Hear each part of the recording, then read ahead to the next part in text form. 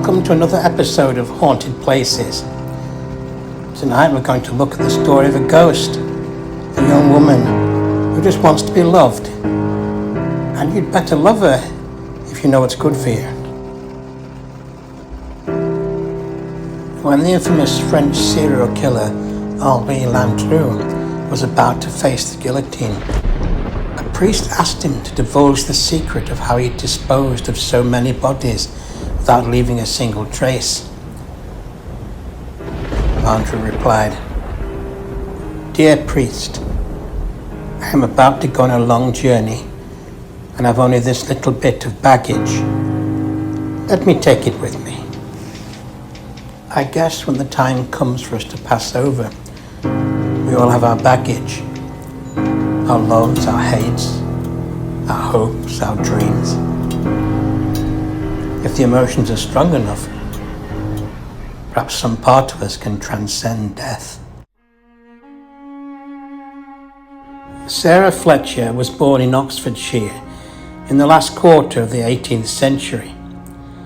She apparently belonged to a wealthy and well-connected family.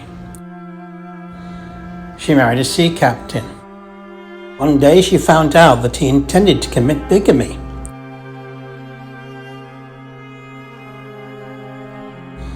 He planned to brazenly marry a wealthy woman in the village church not far from where they lived.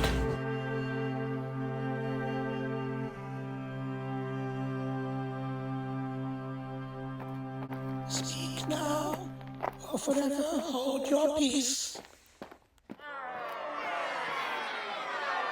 She managed to get to the church in time to stop the wedding, but her husband deserted her and went back to sea. Not long afterwards, she hanged herself using her pocket handkerchief and a cord from the rail of her four-poster bed.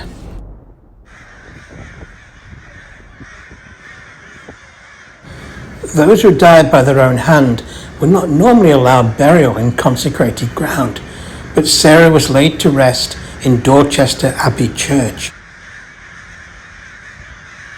Sarah's ghost haunts that church and also her former home.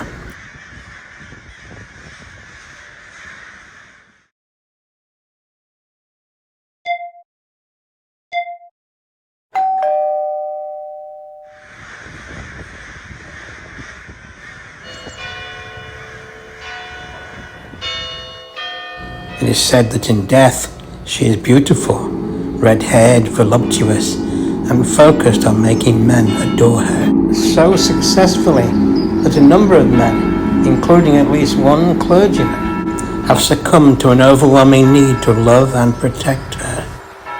It is also said that men who refuse to pay her attention get to see a darker, more vengeful side of Sarah Fletcher's ghost.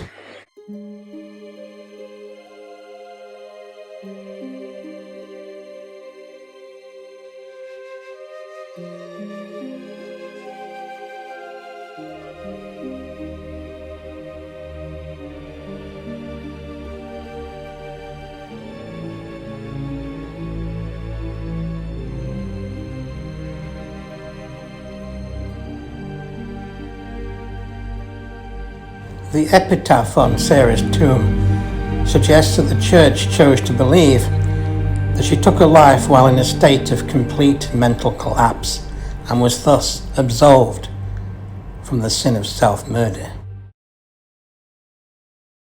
Reader, if thou hast a heart famed for tenderness and pity, contemplate this spot, in which are deposited the remains of a young lady whose artless beauty, innocence of mind, and gentle manners once obtained her the love and esteem of all who knew her.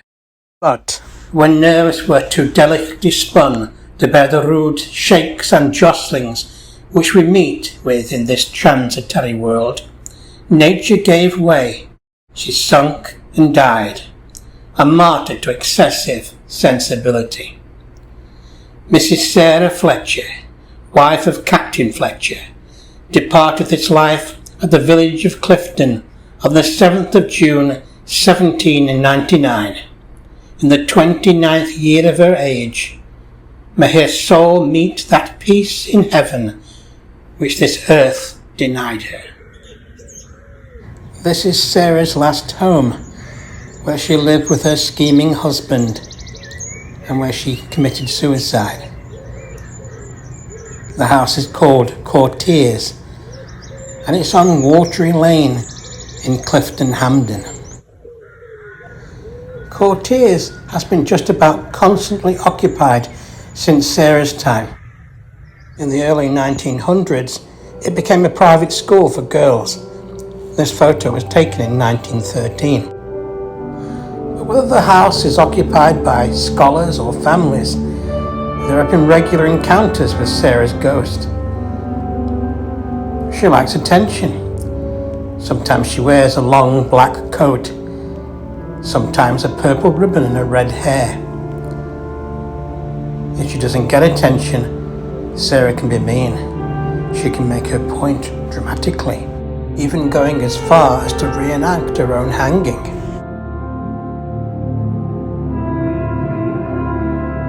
In 1846, Mr. Craig, the headmaster and proprietor of a boys' school, set up at Courtiers. He was able to lease the building for the remarkably low price of £20 per year. It's been suggested that this was because the building was in a state of neglect and had a reputation for being haunted. For quite some time, despite Sarah Fletcher being seen often, the teaching staff were able to play down or keep a lid on the situation. But then in 1854, there seems to have been some kind of spike in the haunting pattern, and it became impossible to be quietly discreet about the ghost, because allegedly everyone in the school, including the young students, witnessed Sarah at her most disturbing. The headmaster's son, Edward Craik, then 17 years old, had strange experiences on 2 consecutive nights. An unseen person opened his bedroom door and, still invisible, walked into his room and out of it again. On the 3rd night, he resolved to leave his bedroom door open. That night, when the footsteps came into his room and left, he jumped out of bed and followed quickly, and in a moonlit corridor, he saw Sarah Fletcher. There was nothing dead about her. She seemed tremendously alive, but her eyes were full of tears. The next day, I mentioned what I had seen to one of the assistant masters, and found that I had stumbled on what was common knowledge to the staff, though any hint of it had been withheld from the pupils. At 2:45 every morning, restless footsteps went from the room in which Sarah Fletcher hanged herself. Edward Craik later became a clergyman, and as alluded to earlier in this video, openly told others that he had fallen permanently in love with Sarah Fletcher.